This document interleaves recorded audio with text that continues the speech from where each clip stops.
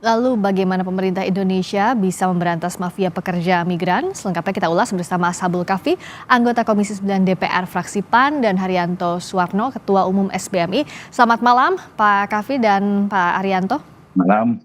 Malam. Selamat malam. Saya mau tanya dulu, kalau dari DPR bagaimana melihat masih banyaknya kasus pekerja migran ilegal? Artinya kan kalau ada supply pasti ada demand juga. Nah, ini kan menjadi pertanyaan kita semua kan.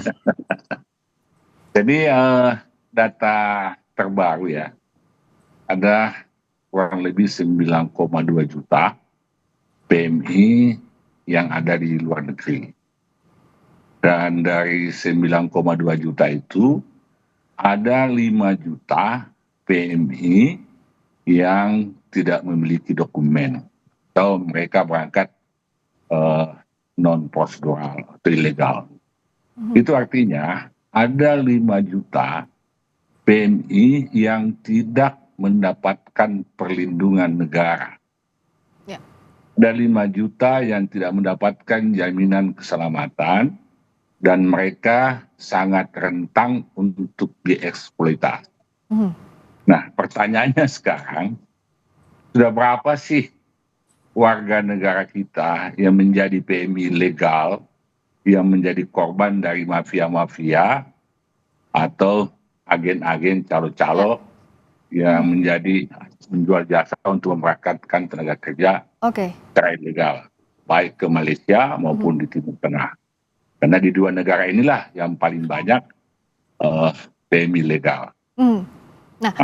Oke, itu tadi dari kasusnya ya. Saya ke SBMI dulu. Dari beberapa mantan pekerja ilegal yang kami wawancarai, banyak yang masih ingin mencoba karena untuk alasan ekonomi. Nah, tapi kan artinya ada tata kelola terkait buruh migran ini yang harus diperbaiki untuk menutup celah-celah jalur tikus yang sulit diawasi. Kalau dari SBMI melihatnya seperti apa yang harus dilakukan? Ya, sangat betul sekali. Jadi selama ini kita dihadapkan dengan dua pilihan ya. Untuk bekerja secara prosedural, tetapi infrastruktur di daerah kami lihat saat ini belum siap. Kemudian pilihan kedua, karena ini soal ekonomi, soal perut, maka teman-teman yang di daerah memilih untuk berangkat secara cepat, khususnya adalah ke Malaysia. Secara data sudah dibuktikan kalau data di BP2MI pada saat itu ada sekitar 900.000 pekerja migran kita di Malaysia.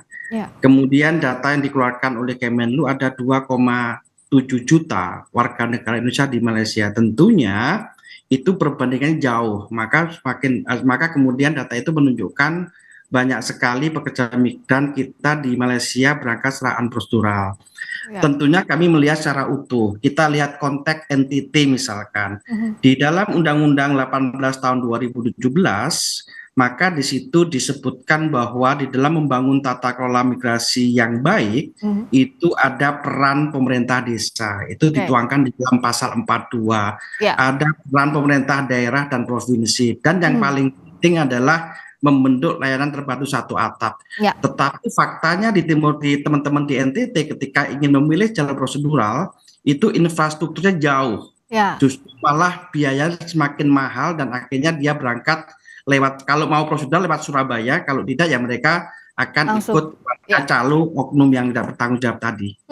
Nah, kalau dari DPR momentum perbaikannya dimulai dari mana? Tadi contoh kasus di NTT, belum lagi Riau juga.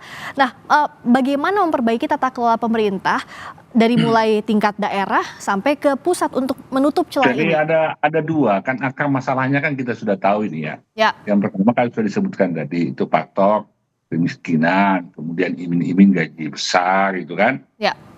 Kemudian muncullah di situ calo-calo yang memberangkatkan mereka. Nah, kenapa itu terjadi? Karena yang pertama, menurut saya ada dua hal yang perlu menjadi perhatian pemerintah. Yang pertama, permudah dalam negeri. Yang kedua, perbaiki diplomasi dengan luar negeri, daerah penempatan. Contoh, dari hasil diskusi saya, pengamatan saya, ternyata memang prosedur di dinas tenaga kerja itu sangat agak ribet loh, berbelit-belit di situ. Ada sistem di situ siap kerja itu kan. Nah, kadang mereka frustrasi karena hanya persoalan KTP, yang berbeda dengan kakaknya mereka. Tidak bisa lolos begitu ya? Nggak bisa lolos, sehingga ketika mereka ke imigrasi mengurus paspor pasti nggak bisa juga lolos kan? Iya. Jadi ini harus dipermudah itu. Aha. Yang kedua, ijazah. Mereka-mereka yang memiliki keterampilan menebang pohon dan mereka ahli karena mereka adalah petani, pekebun, tapi tidak memiliki legalitas. Ya harusnya ini kan diberi legalitas. Apakah itu dari BLK atau dari mana? Yang penting ketika mereka berangkat, sertifikat itulah yang digunakan untuk mendapatkan legalitas sehingga bisa mendapatkan paspor. Nah, pada saat yang sama ketika mereka sudah panik, mau berangkat nggak bisa, terbukalah ruang para calo-calo ini. Ya udahlah, kita berangkat dengan cara saya. Yang lebih mudah begitu ya, latar belakang. Dan dibiayai. Kadang dibiayai lah. Ini yang terjadi. Jadi artinya juta loh yang ilegal itu. Jadi banget itu. Jadi harus ada perbaikan tadi tata kelola dari dalam negeri dan juga diplomasi luar negeri. Kalau dari itu yang kedua, diplomasi luar negeri, contoh Mbak. Kita minta agar negara-negara tujuan jangan mau menerima tenaga ilegal. Yang terjadi kan di Malaysia dan di Arab Saudi itu kan paling banyak di sana.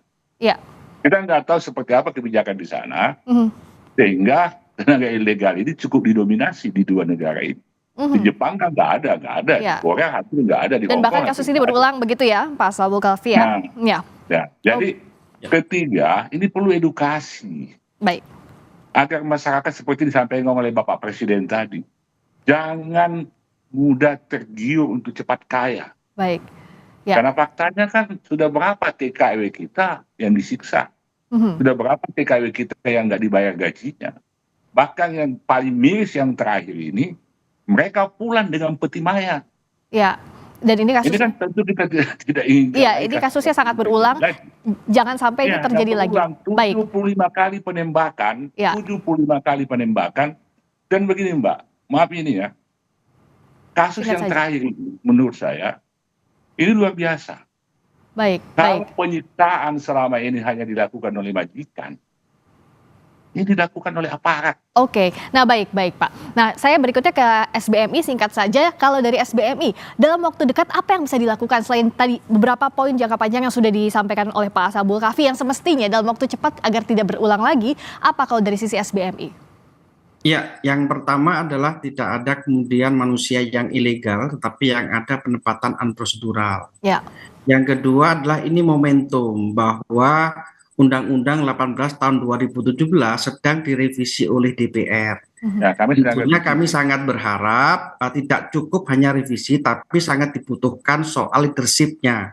Karena sangat tidak mudah membangun tata kelola tanpa dikuatkan dengan leadership. Ini yang kemudian nanti kita akan coba lihat ke sana. Yang terakhir, masalah ini sebenarnya pengawasan. Justru kalau saat ini lemah pengawasan yang dilakukan oleh eksekutif, maka seharusnya DPR juga langsung berperan aktif. Misalkan bagaimana DPR sebagai fungsi pengawasan, misalkan dulu itu ada tim WAS, namanya tim WAS DKI dan segala macam. Ini adalah tantangan. Ketika ini sudah terjadi, maka persoalan utamanya adalah pengawasan. Maka kami sangat berharap DPR sekarang juga membangun soal mekanisme pengawasan khusus bagi penempatan pekerja migran Indonesia. Itu langkah yang paling konkret dan paling sederhana untuk bisa dilakukan.